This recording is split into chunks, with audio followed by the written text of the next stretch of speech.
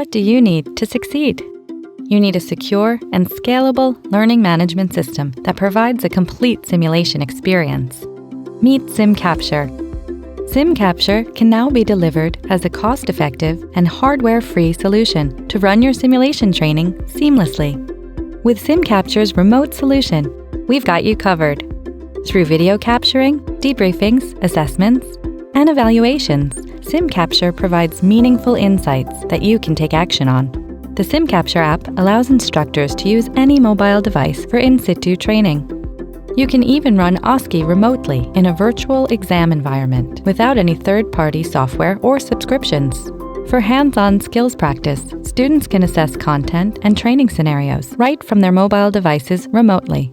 And best of all, you can review, assess, and track progress anytime from anywhere. Don't miss out on the opportunity to get started with SimCapture today. Hello, everyone, and welcome to this very much awaited and very anticipated meeting. It is honestly a bit strange to be sitting here at my desk and looking at the camera and welcoming you all instead of seeing people. But this is how it is these times. And I'm really happy we got all together today and for the next 3 days, and we'll have a wonderful meeting. So I'm sure you all checked the content, and I'm really happy we were able to put together an excellent content very similar to what you would get in a live meeting. And I'm really grateful to all the presenters who brought in their work and stayed with us through all these times, to the scientific committee and the meeting committee who did a great job in pulling this all together. I'm happy our keynote and state-of-the-art speakers will be delivering great talks, and immediately afterwards you'll see the first one. Obviously, I'm absolutely grateful to our industrial partners that they also stick with us and support this conference, because these are uncertain times, and I think such an event will bring a sense of optimism and of community and bring us all forward in these times.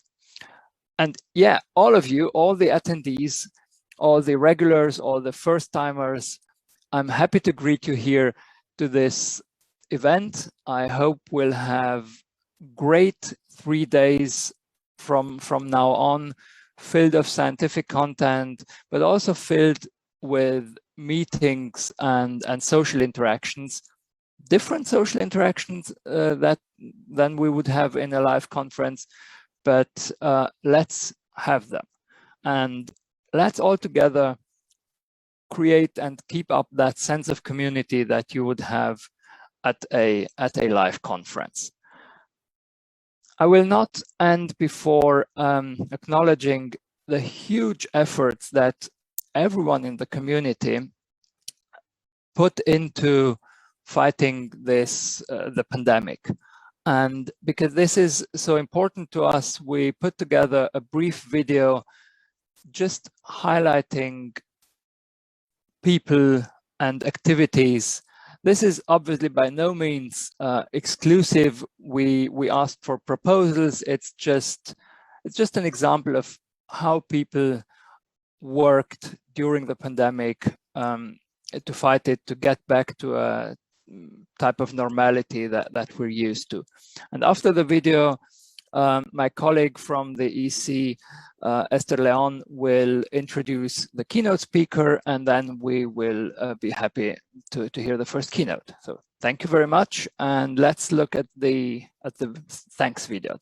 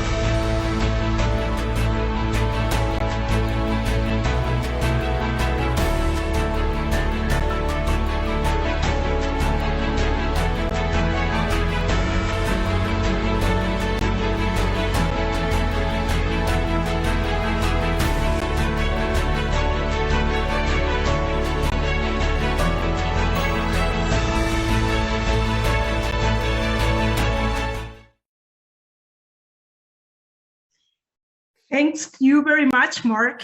I'm Esther Leon, member of SESAM's Executive Committee, and I'm really excited with the event starting today. I think our most international one. So during the next hour, we will be talking about TOC, clinical debriefing to improve healthcare. I feel really honored to have the opportunity to introduce Dr. Diaz Navarro. So Cristina Diaz Navarro has a vast background in education. She has been involved in simulation and debriefing since 2006.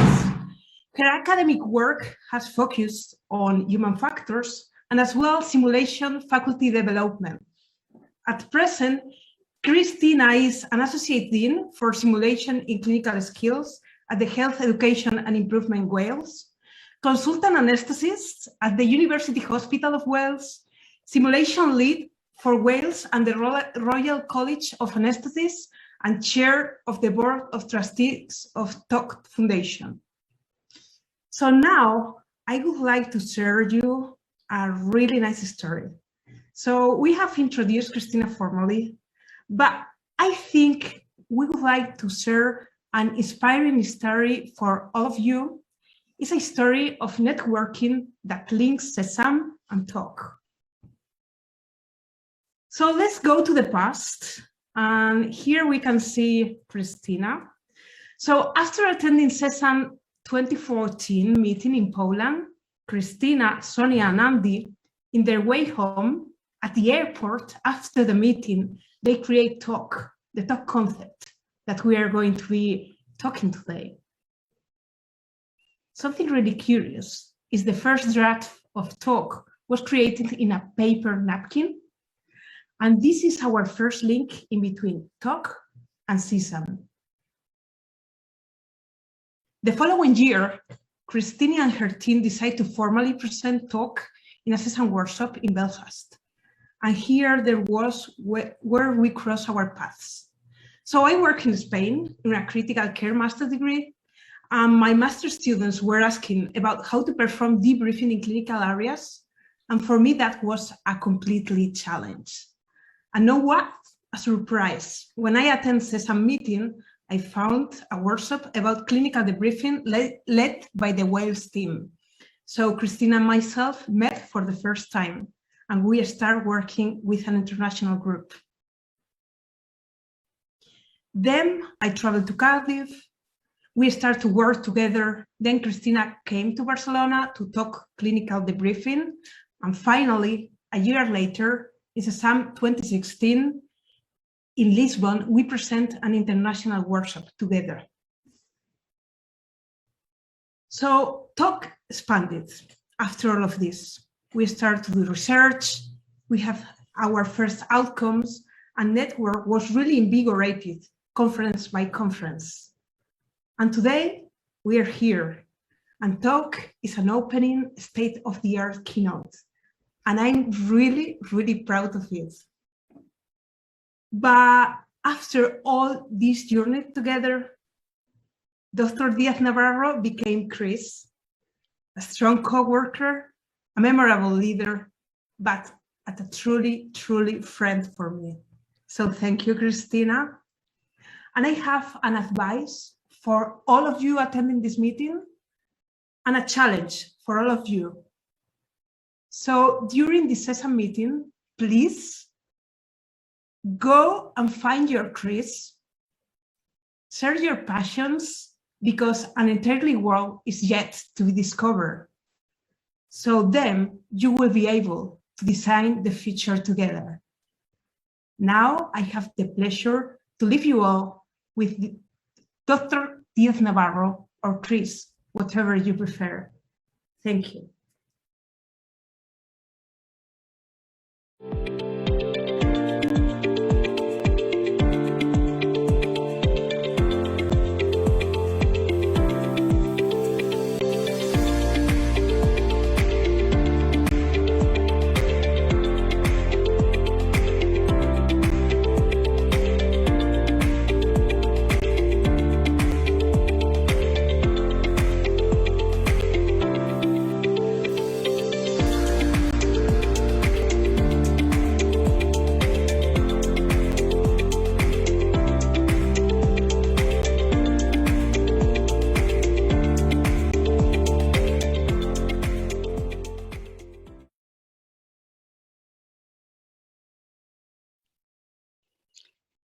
Thank you very, very much, Esther, for those very, very, very kind words. And I'm glad really that you've done this way, because one of the opportunities of being virtual is that we're not high on a stage. We sort of look at each other in the eyes to some extent, and perhaps today I can be Chris for everybody in this conference, and that's absolutely fine with me.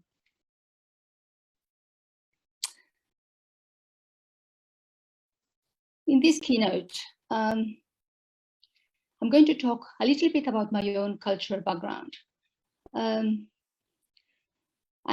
just as a way of introducing a little bit of food for thought, really, rather than anything else. I would like to review some of the differences between educational and clinical debriefing, and also where clinical debriefing does fit and what it is meant to do. I will explain, of course, what we have done together in the development of the talk framework, and I think one of the things I enjoy about my job is that I always learn, and I certainly have learned a lot through my collaborations in this project, and I'm bringing along some friends with me to this keynote as well, and a little bit about what's coming next. So I really like this definition of culture, which is not new. Hofstede developed it in 1994. And culture can be described as the set of attitudes, values, beliefs, and behaviors shared by a group of people. So I leave you thinking about this: attitudes, values, beliefs, and behaviors, right? So thinking of that, what is your cultural background? What better way to start the conference, an international and interprofessional conference, than to talk about what shapes our values and our behaviors? So I need to say that my attitudes, my values, my behaviors, and my beliefs have been shaped by so many things along the way. I am originally Spanish, but I've been working in the UK for 25 years. And I was brought up as an anaesthetist in the UK. So I suppose culturally, when I do anesthesia, I am a British anaesthetist, and that shapes the way I perform. Also, simulation is not only very close to my heart, and not only it allows me to continue learning every day, it gives me the permission to continue exploring opportunities and ways of thinking. But also, it shapes my attitudes when I am a mum and when I am a doctor. Indeed, being a mum makes me more flexible. The obsessiveness that is very useful as an anaesthetist is not quite so useful when you are mothering two girls. And not only that, being a migrant, I live across cultures. I speak Spanish with my children and my mother and my sister, and I speak English with my husband and at work. And that makes me think about cultural differences a lot. And I experience cultural differences in many ways. Firstly, cultural differences because of my nationality and the nation that I live in. And there are so many things that strike me. The way that we use language in Spanish and in English is so different. I tell my children, when you speak English, it's like drawing with a pencil. So every line matters. You have to be accurate and you have to be precise, and that is valuable. But when you speak Spanish, it's like painting with a white brush. So every stroke adds a bit of color, and the colors together put a picture across. And that is the way that we explain ourselves in the different languages. But not only that, even assertiveness. What is assertiveness? We don't even qualify it the same way. When we are in the UK, assertiveness is about putting sufficient emphasis in communicating your opinions and your concerns. However, in Spanish, to be assertive is to be objective and to be logical and to leave the emotions to one side and to be factual. So completely different. And why is this important? Well, it's important because the world is changing, and we work more and more with people from other nationalities and from other cultures. But not only defines our culture. Our own professional groups share different values and behaviors. And not only that, we focus our situational awareness differently, we prioritize differently depending on what professional background we've got. And even the way that we look after each other interprofessionally changes depending on how you have been brought up as a clinician. Now, something that we don't often think about is that when we do simulation education, that also shapes us and shapes us differently from clinicians who do not do it and who do not experience it and who do not teach it. And in simulation, we're used to thinking about mental frames, about non-technical skills and about CRM, but not everybody is on the same page. And I think that this is important because clinically, we have to communicate and we have to understand each other. And to understand each other, we need a bit of common ground. And this is what having checklists provides. And that's what structured communication approaches provide as well, this common ground. And SPA, for instance, is a very well-known communication structure. But ABCD, that was not originally a communication structure. That was an algorithm, a set of letters that allowed us to coordinate the way that we evaluate and the way that we manage a critically ill patient. However, it has become a way of communicating with each other. And if we are in an acutely critical situation and we want to know about our patients, we go and talk to each other about ABCD.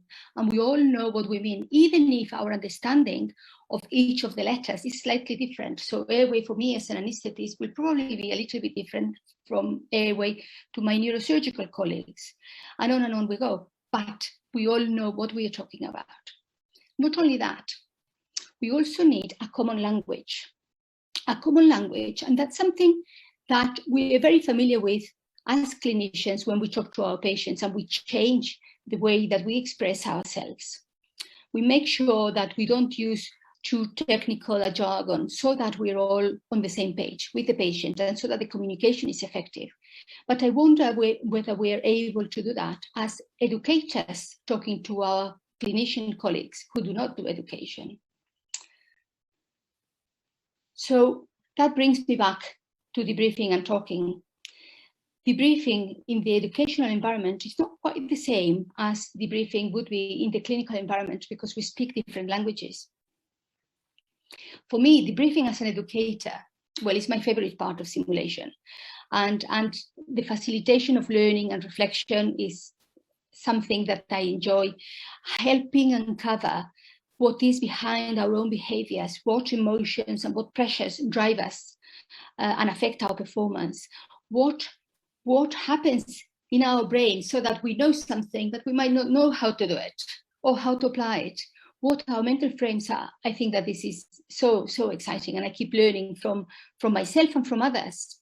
I really like that simulation helps us develop non-technical skills and I really like that it helps us identify positive behaviors that are taken for granted and that we can learn from and we can repeat and also that it allows us to identify new strategies in order to improve performance. But I'm aware that I'm not a perfect debriefer and I've been trying to be for a long time. So then, if we want to translate debriefing to clinical environments, how are we going to do this? Because the truth is that we don't debrief all that often. Even if we debrief in educational environments, we're not always debriefing in clinical environments. If we're going to have clinical debriefings, who should be leading those debriefings? Who should be taking part? And with what purpose? How do we do it? How do we carry it out? And importantly, how do we make it safe? So there are some really big differences with clinical debriefing. One of the major ones is that the learning outcomes that we encounter in clinical environments are emergent. We haven't got a lesson plan. We've got life and we learn from life. And what life throws us is not always predictable. Also, the way that we work together, we are often different professions coming together and bringing our different perspectives. And who knows best? Who is there to teach who? I propose that we are all there to learn from each other, and it doesn't really matter what background you come from. There is always a new perspective to listen to and to consider and to respect. Also, the emotions behind clinical experience are very, very different from the emotions behind simulation. When you're in a simulation scenario, nobody is at risk really, maybe your own pride, but not a lot more. When you have a patient in your hands, you are accountable to such an extent that your emotions will be affected by whatever outcomes appear. Also, how do you make yourself vulnerable in front of your colleagues after a clinical experience? We probably, in simulation environments, we say mistakes are fine, but in clinical environments, they're not. Mistakes are not fine.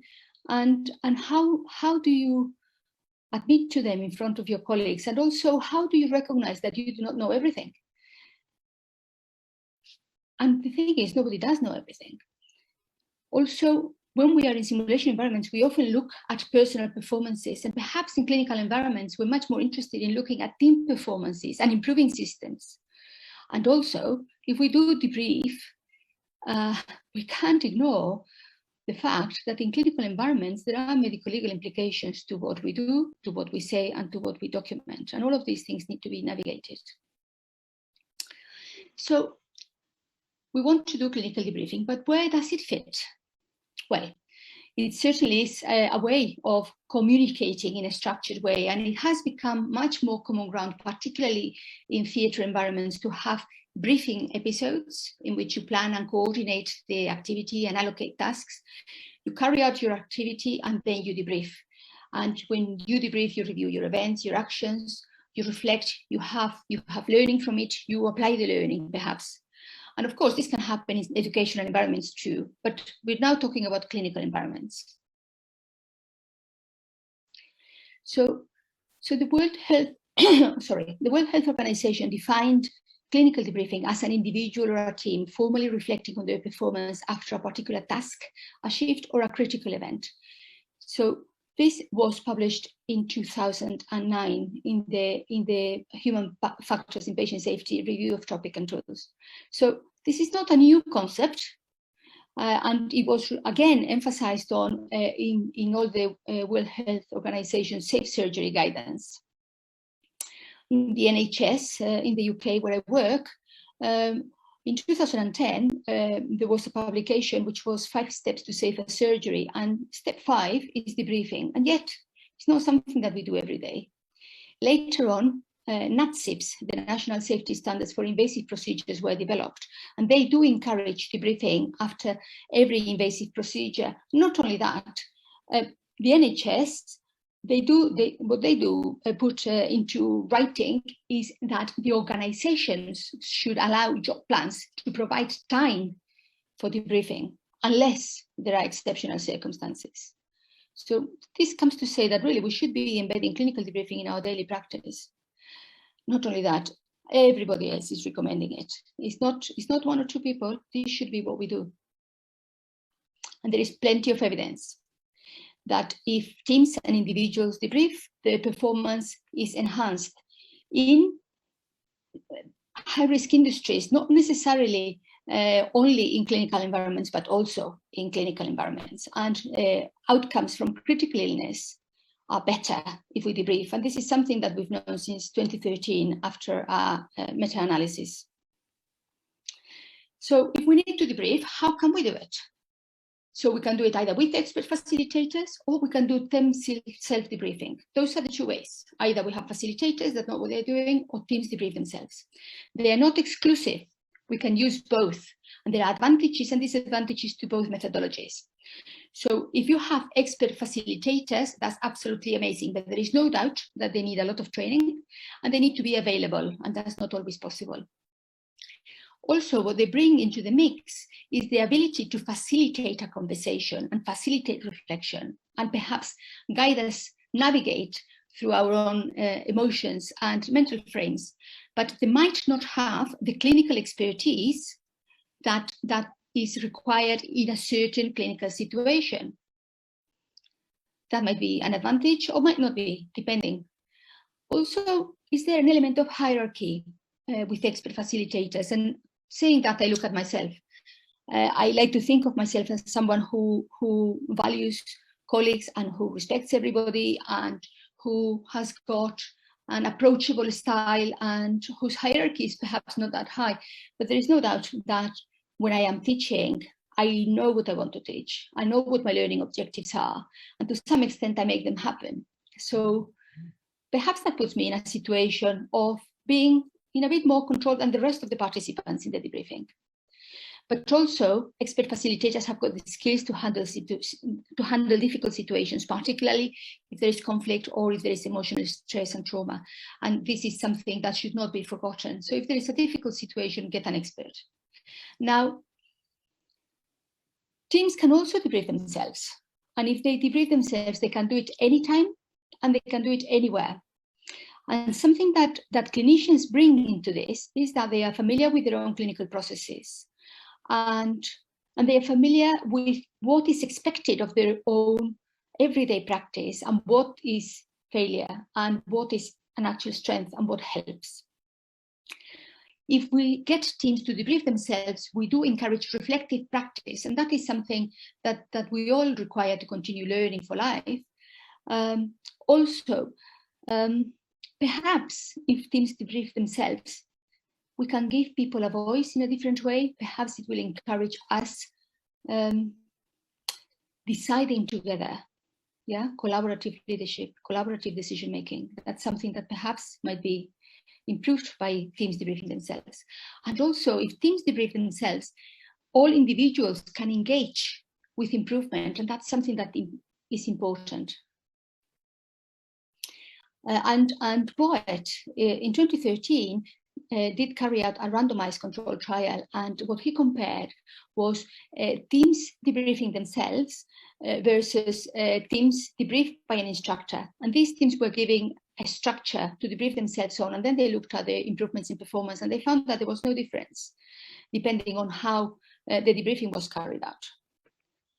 So this is our proposal to many of the questions that I have been posing in the beginning of this lecture. We came up with the talk structure, which is a very easy and very generic structure that focuses on practical outcomes that can be used after any learning event, not after bad things or after challenging things, also about after successes or after new experiences.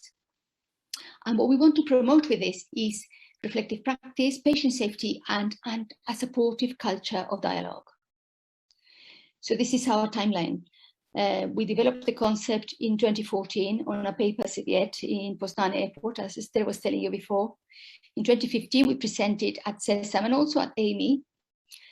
In 2016, we started collaborating internationally and piloting different interventions in Cardiff, Barcelona, and Stavanger. In 2017, we commenced the Marie Curie grant that was awarded to us by the Horizon 2020 program. And in 2018, in view of the uptake of collaborators that we were having well beyond the grant, we decided to set up the Talk Foundation. And this is because we started this project thinking of the greater good. This is something that we wanted to do for the community, for healthcare staff, and for patients. And we felt it was very, very important to protect the non-for-profit ethos of the project. So that's why we set up the foundation in 2018. And since then, we've continued to evolve and to grow despite COVID. And in fact, at the moment, the talk structure is in use in 18 countries. So before I forget, thank you, all of those collaborators that we've got all over the world, because we couldn't do any of this without you. But I can't forget that what has moved the project forward has been the funding received from the European Union, no doubt at all, because throughout this work, we have been able to develop a lot of what I'm going to present to you next. And what this grant offered us the opportunity to do was to support exchanges of staff across different cultures so that we would network, we would do research together, we would share knowledge, and we would acquire new skills. And we would run workshops and conferences, which we have been doing. And I am delighted to be able to bring the work of this grant to this conference now as a keynote. So after all of that, what is the talk framework? Well, what we think is that in clinical environments, learning opportunities arise every day. And we define clinical debriefing as a team conversation that can take place after any learning event about any aspect of patient care, where everybody's perspective matters and where we identify ways to learn and improve together. And what we assume is that clinical teams want the best for patients, are able to behave professionally during difficult situations, are familiar with the usual working environments and with the structured conversations. And also, we believe that different professional backgrounds provide broader knowledge and experience, and the standards that guide us depend on our own professional bodies and are not exactly the same. So, as we are all clinical professionals, we should be able to debrief anywhere, at any time, safely, with or without facilitators, in a constructive and non-judgmental way, and prioritizing patient safety above all else. So we can all have these short, focused discussions to improve patient care, because it's not that different from what we already do. So when we started in 2014, we thought about it a lot, and to be honest, the essence hasn't changed very much, but perhaps the shape has, and we've simplified. We've created cards that can be read out so that anybody with a card can lead a debriefing conversation. And in fact, we've simplified it even further in our materials, and I'm going to start sharing with you some of them.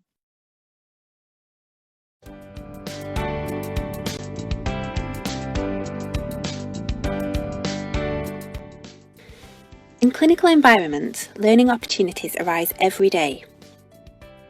Talk is a structure that guides a learning conversation between team members following a case or clinical session. This dialogue is called clinical debriefing. It should be a short, focused discussion lasting no more than 10 minutes. It could take place immediately after a case, at the end of a clinical session, or later at a suitable time. Having a talk conversation may be useful following good outcomes after difficult cases, when team members are exposed to new clinical experiences, after near misses or serious untoward events, or in other situations. Talk gives a structure to the discussion so that it is carried out constructively and focused on a common goal.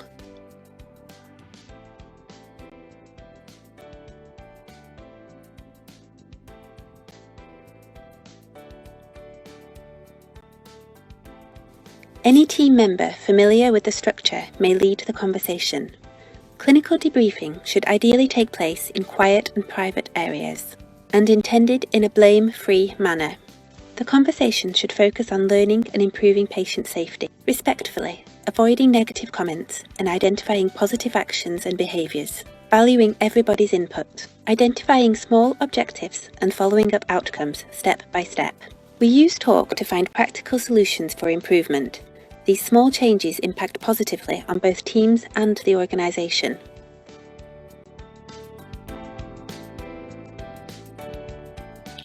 So it's a very simple structure, and anybody should be able to follow it. Now, we don't just use it when something goes wrong. We also use it when things are challenging but go well, when there are new procedures, when there are new systems, when someone has something to ask or something to contribute. And with regard to outcomes, what we're aiming for is team members looking for solutions themselves, teams finding solutions and taking responsibility for making them happen. And those solutions can be followed up according to local culture. So what we're looking at is an aggregation of marginal gains, improving a little tiny bit every day to make a big difference, so that we continuously improve. And how do we make this safe? How do we make this common ground that little bit sounder? We felt through collaboration that often there are values in us that we don't really make explicit. I mean, as clinicians, we probably all share this, right? We all think that we need to be positive to work well together. to choose neutral expressions when we are communicating with each other, to avoid negative comments, to focus on finding solutions rather than pointing out blame, and to be professional. And by this, I mean to value everybody's input. There is nobody less important than anybody else. And also, importantly as well, if we want to make a big change, we have to do it step by step. We have to identify small objectives, follow them up, get outcomes, and move on to the next one. So little by little, these small steps add up and make a huge contribution. So how do we carry out the conversation? I'll show you another little video. Starting to talk. Talk is a clinical debriefing framework which follows 4 steps. Target. The first step is choosing the focus of the discussion, being as specific as possible. So, what should we discuss to improve patient care? Team members share their perspective and agree on what is important to discuss. That sounds good. Let's talk about that. Analysis. Team members review the agreed target, in particular, how to repeat successful outcomes or identify areas for improvement. This went very well. How can we do this again? This was challenging for us. How can we do things better next time? As part of this step, team members propose improvement actions. Learning points are shared by the team members. So what can the team learn from this experience? Key actions. Team members agree on solutions and take responsibility to carry them out and follow them up. What are we going to do? Who is going to do it? How will we all know that it's been done? Talk enables teams to make small changes that matter. Small changes can make a big difference.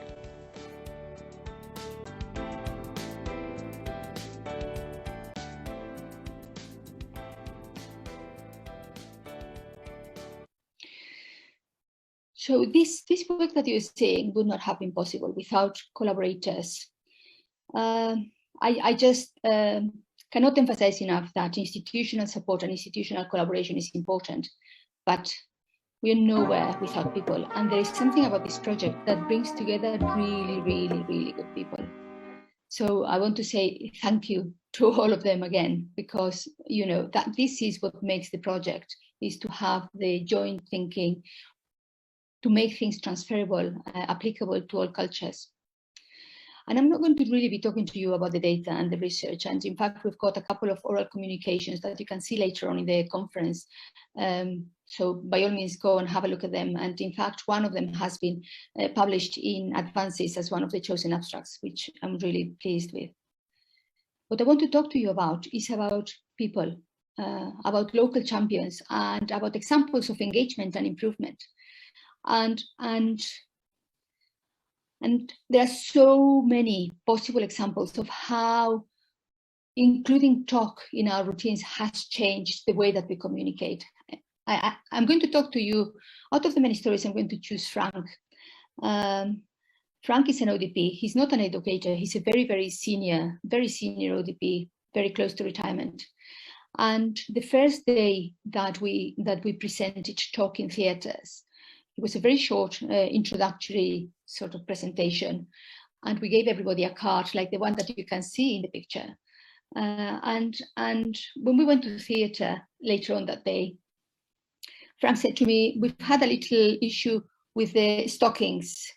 The thromboembolic stockings have not been placed on the patient despite being prescribed, and I'm not pleased with this." I said, "Okay." I said, "Frank, tell you what, why don't you debrief?" So I just said that, right? And he had his card, and he identified a moment in which theatre staff were not particularly focused on a task. And he said, guys, we have to have a chat about something. And he said, I've identified this issue with the dead stockings. We have to analyze together what has led to this, and we have to find a solution. And this is someone who has never debriefed, right? And he gave this perfect briefing to the team, and this conversation ensued, and a solution was found.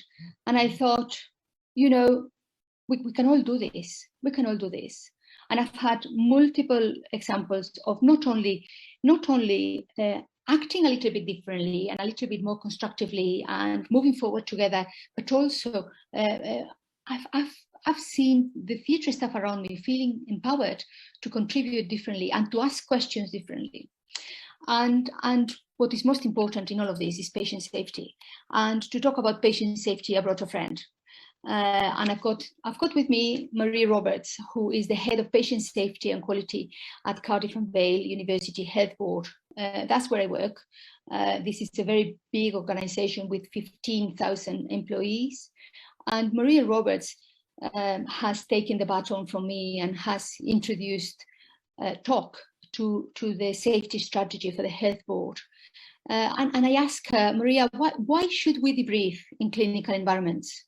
My experience of working in patient safety, communication is a significant contributory factor in many adverse events. That may be written communication problems, it could be verbal, it could even be non-verbal communication that's a problem. We all like to think we can communicate effectively, but in fact we need education and tools to help us do this well. When we've got structured processes, this can help us to work with reliability in our clinical practice. And it's the same with debriefing. And that was something that I liked about the Talk Debriefing tool. It's a simple structure that people can learn to use with reliability in their clinical practice. Now, successful debriefing identifies good performance as well as areas for improvement. And it gives permission and responsibility to clinical teams to take action to improve their practice. So when you combine all of these components, it helps teams to work better together.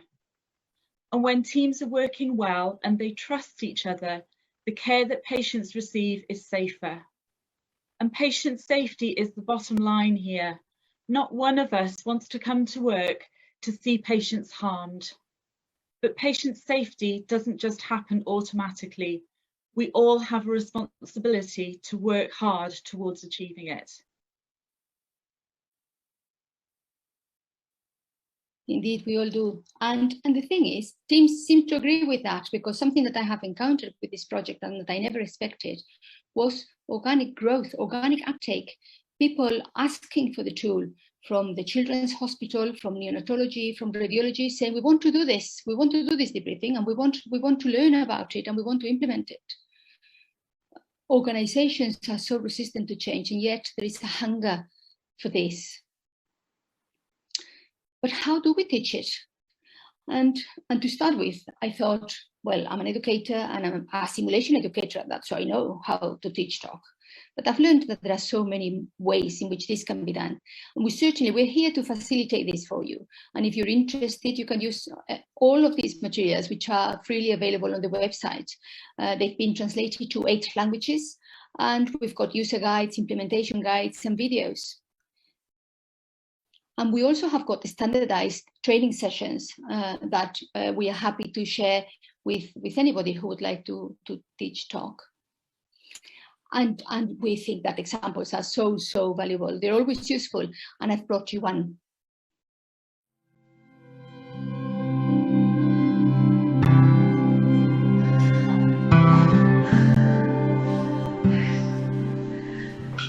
Oh, hello, lady. What's the matter?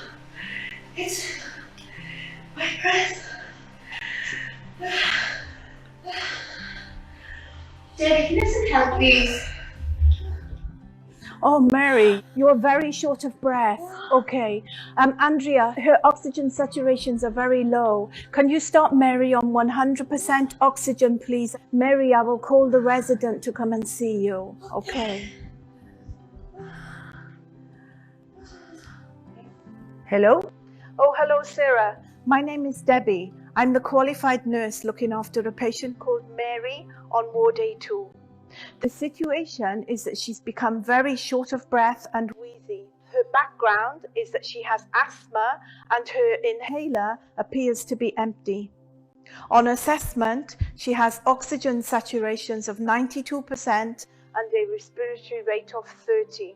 My recommendation is that I have already started oxygen 100%, and I would like you to come and assess her immediately, please.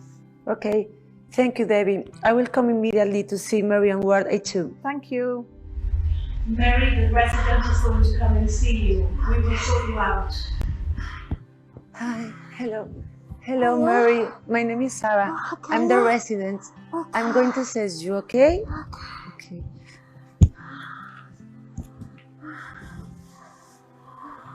Okay, it's okay. Mary, you are having an asthma attack, okay? And your pump is empty. The oxygen is helping you to breathe, but I would like you to give some nebulizer, okay? Debbie, could you please get Ventolin and Ativan for her on a nebulizer? Yes, I'll get that now.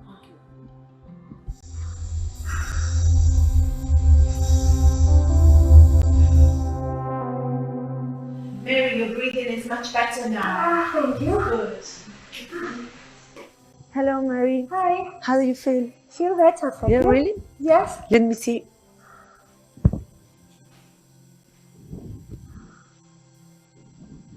Yeah? Yeah, this is much better. Yeah. Shall we talk about that? Oh, yeah.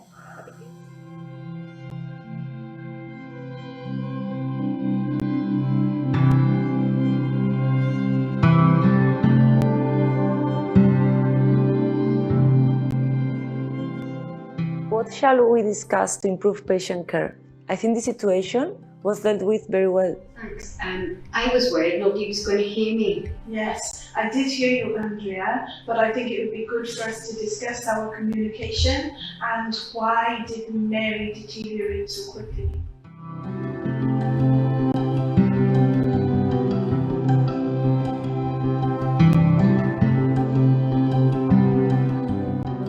Let's talk about what happened and analyze it to know what can we improve for the next time. I think it's nice that you both recognize the patient was hypoxic, you gave her oxygen immediately, you called for help, but did you also know that you could activate the emergency alarm if you need it? Well, I thought the emergency alarm was for when the patient had a cardiac arrest, but now you've told me I can use it in an emergency, I will feel more confident now. Debbie, when you were on the phone to me, you talked about Mary's problem using this bar tool. It was very clear and very quick. So I understood that it was necessary to come quickly to give her the correct treatment. Yes, thank you. Using the S-bar tool helped me to communicate the situation to you easily. The other thing I noticed is that when we call each other by name, we are able to know what everybody is doing.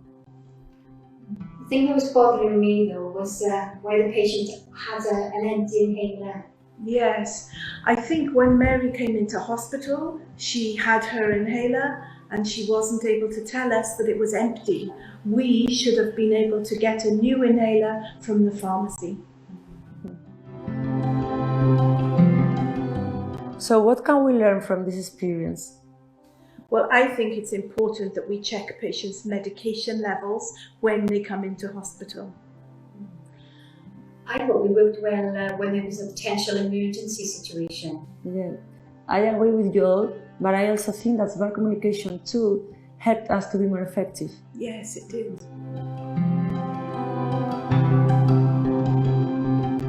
So, what actions do we need and who will do them?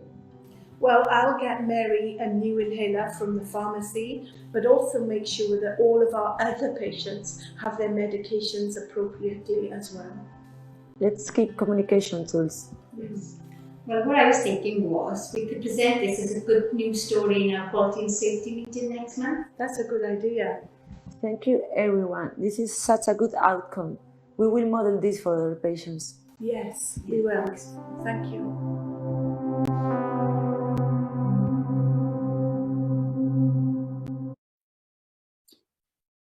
So we can teach talk with examples, we can teach talk with materials, presentations, but we can also teach talk through simulation. And I've got Albert with me to ask him a question because he uses simulation to teach talk. And he's not alone. They do the same in Norway, they do the same in Italy.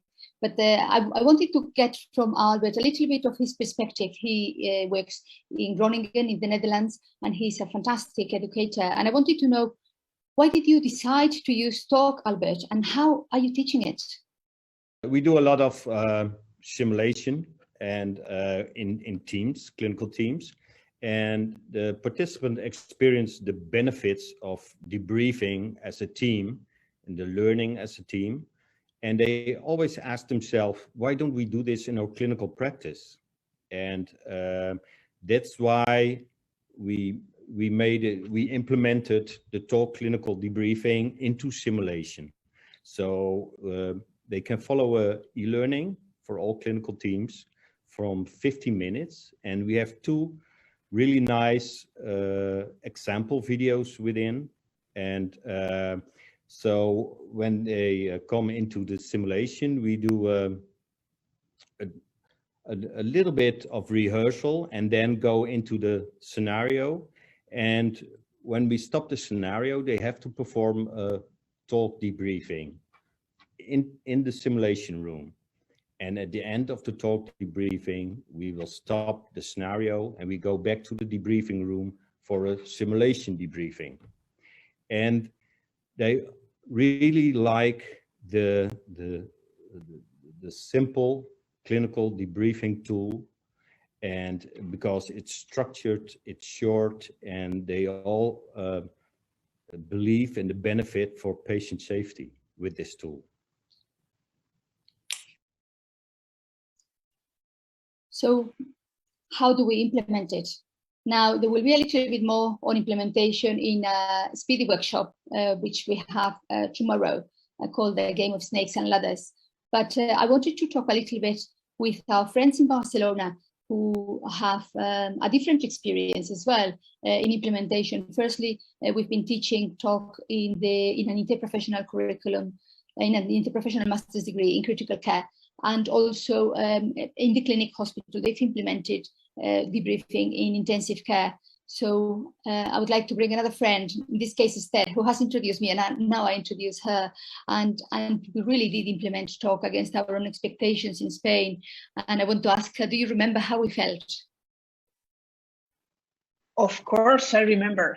I remember a big challenge, because in 2016, the first year that you came to Barcelona and we started teaching talk, I remember people being quite far from the patient safety culture.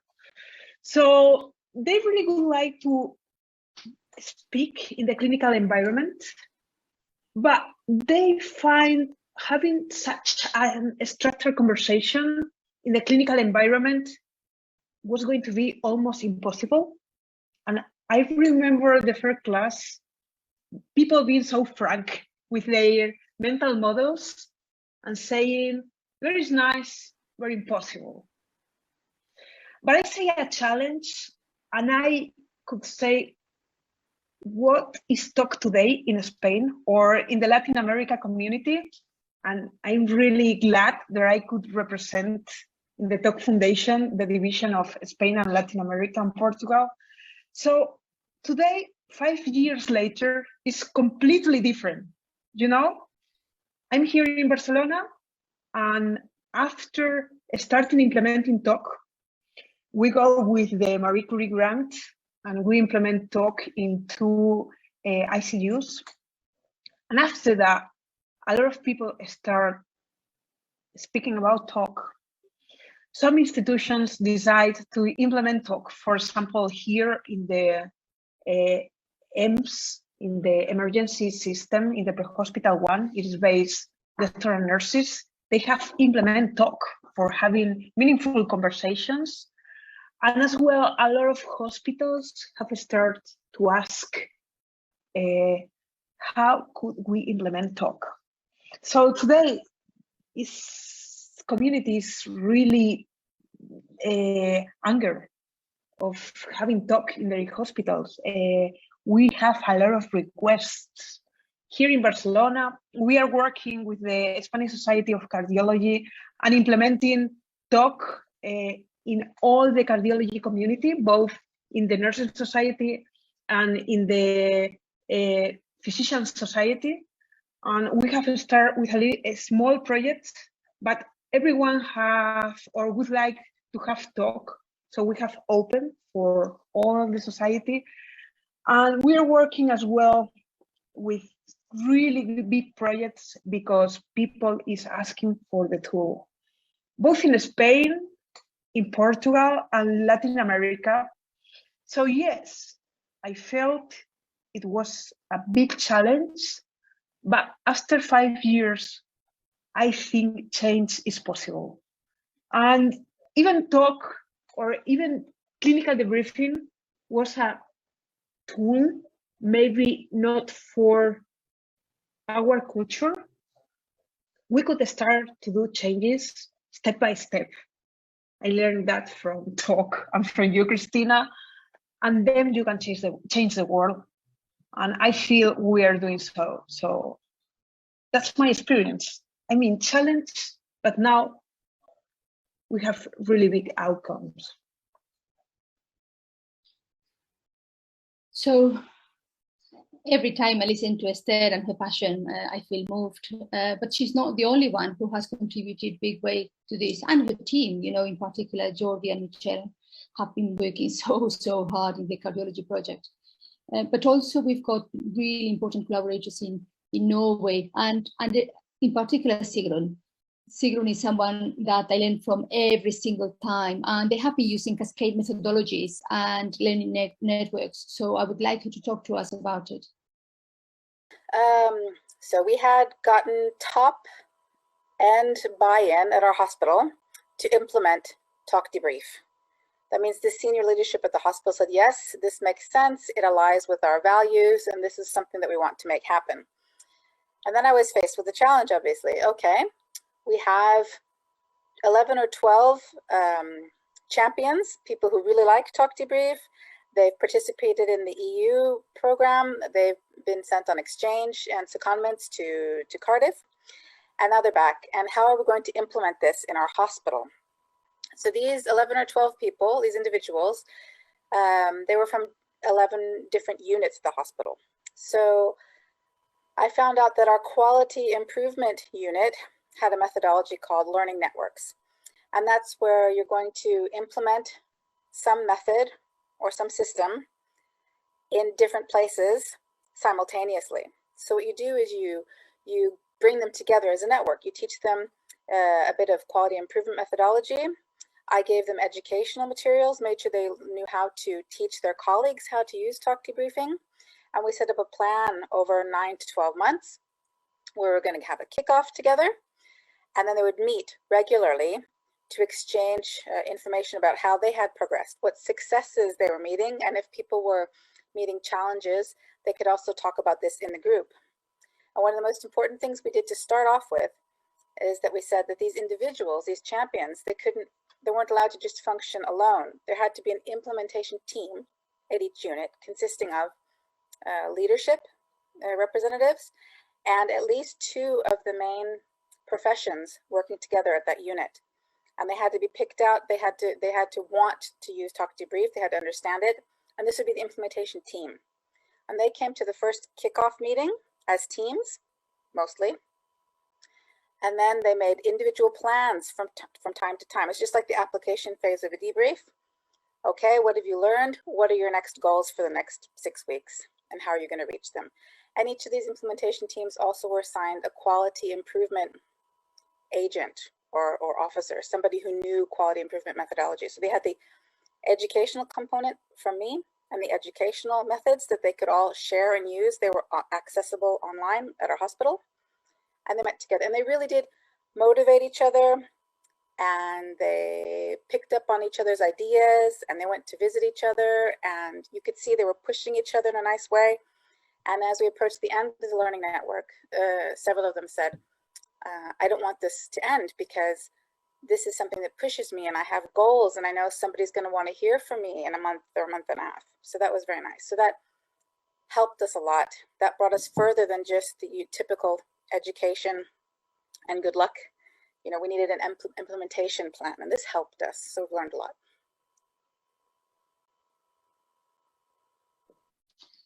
So as a group, we propose that the management model that best fits with what we do is COTA's enhanced 8 steps, and we have an implementation guide that you can download. If you want a little bit more specific advice, I recommend this paper, which I'm honored to have co-authored, 12 tips for facilitating and implementing clinical debriefing programs. But for us, what is coming next? Well, there is more work through the foundation. We will have, we will continue to support our network. We will continue to provide free materials, and we will continue to set up educational events. And if you want to contact us, these are our details.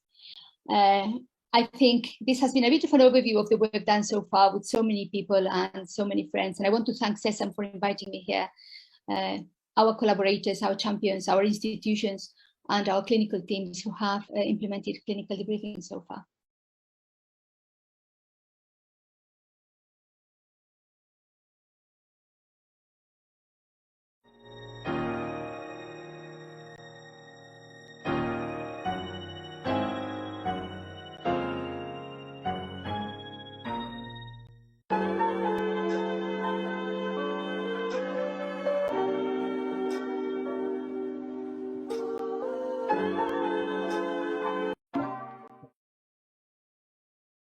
Thank you, Cristina, for such an inspiring presentation.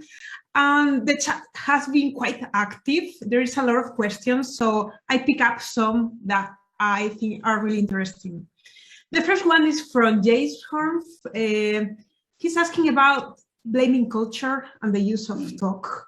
So let me do a little summary. He said, although in theaters we are normally one team, I find there is still a degree of tribalism. So we have still this blaming culture. And he's asking us, do you have any experience of talk acting to break down these interprofessional boundaries? And is there a risk if not applied correctly? This is such a good question, and we worried about this so very much when we started the project, because I have the same experience. Of course, we have tribes, and the thing that we have found is that making clear what the talk values are helps a lot to break down those barriers.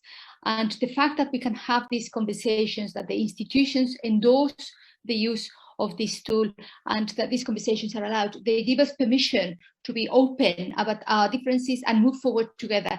So certainly, in my experience, firstly, we've never encountered one single case of an untoward debriefing, and we were very worried about psychological safety of the teams that were taking part in this experiment to start with.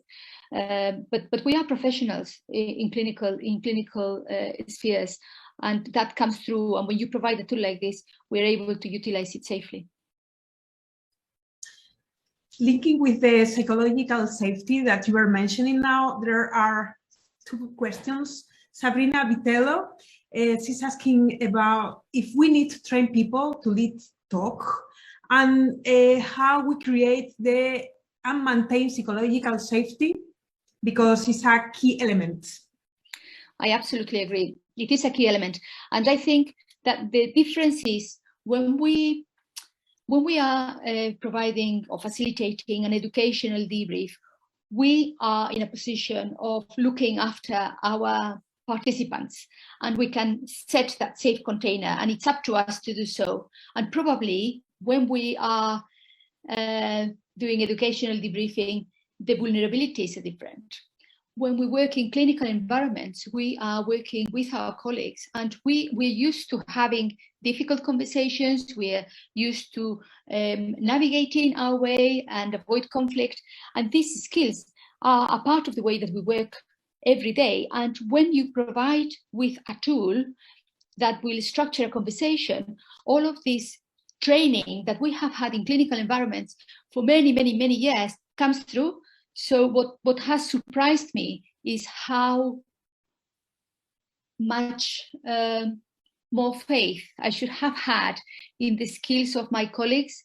And by colleagues, I mean nurses and doctors and auxiliary nurses and porters, when put together in a situation in which the conversation will focus on patient care, we're all agreeing on that. That's what we do. We work in clinical fields because we care for our patients. So once that we make that the center of the conversation, it allows us to use our skills in a very constructive way, and we end up moving forward together.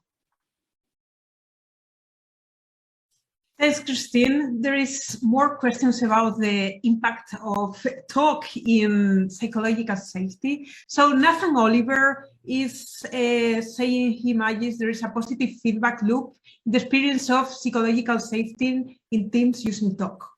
But he wonders if we have any tips on how to approach a team with a very challenging team dynamics in terms of safety to implement such a tool. Yes. Now, that's an interesting question again, because when we piloted, the first pilot of talk that we did in my institution was in the emergency department, which at the time had a difficult departmental dynamic. And we were worried about all of these things. We were worried about psychological safety. We were thinking, when we introduce this tool, is anybody going to use it the wrong way? And also, as the culture right now is not ideal, will people use it? But what we found was that we found champions, and they made psychological safety possible. And it was the auxiliary nurses and the nurse students who would come up with the initiation of debriefing, and they would be asking, can we have a debrief, please? Because they wanted to know more about what had just happened. They wanted to learn as they went along. So we had very good role models from the consultant body and from the nursing body in that unit, and role modeling is paramount in making this successful. And also we had all of this interest and all of this will to learn together and to change the dynamic from the bottom up. And I think that is what really made the tool work. And that was my first surprise with it. I know we think a lot about psychological safety in education, and it was a big concern for us in clinical debriefing. But all I can say is, in our experience, and we are using it across multiple countries, multiple institutions, and multiple departments, find good role models, find good champions, and typically it works. Thanks, Cristina. I go to the last two questions. So Colette, Lowe's Champion, is asking about if we are using talk for incident reviews, and as well if we have any kind of psychologist support if we experience distressing situations.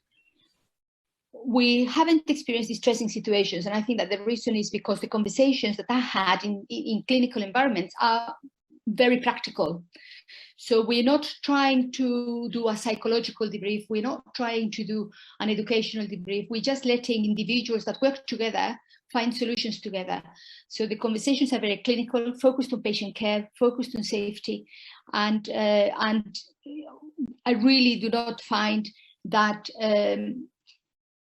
that the sort of issues that you would expect to see in a debriefing come up. It's a different thing. I cannot emphasize this enough. It's not an educational debrief. It's not a psychological debrief. It's clinicians talking to each other and moving things forward together and given the permission to do so. And with regard to the psychology input, yes, of course, we did develop the tool with psychology input. We also had the well-being department in our hospital ready to support us if we ever needed them. And we also had an external person in the first pilot, an external person with an external email to the organization, so that if any issues needed to be handled, we could, but nothing happened. People did it safely and did it well, and I was surprised by this, but very, very pleased. And this seems to have been the experience across all countries and institutions that I've worked with so far. So it's a bit of a surprise for us, but a positive surprise. And I think it's just a credit to the professional behavior all clinicians who all they want to do is to do right by their patients and by their colleagues. Thank you, Cristina, for answering all these questions and for all the insight that you have give all of us to start working with clinical debriefing. So thank you everyone for being here today with us, for starting this conference together. And now I asking to you all to prepare for the next sessions. Thank you, Cristina, one more time for being here today with us. My pleasure.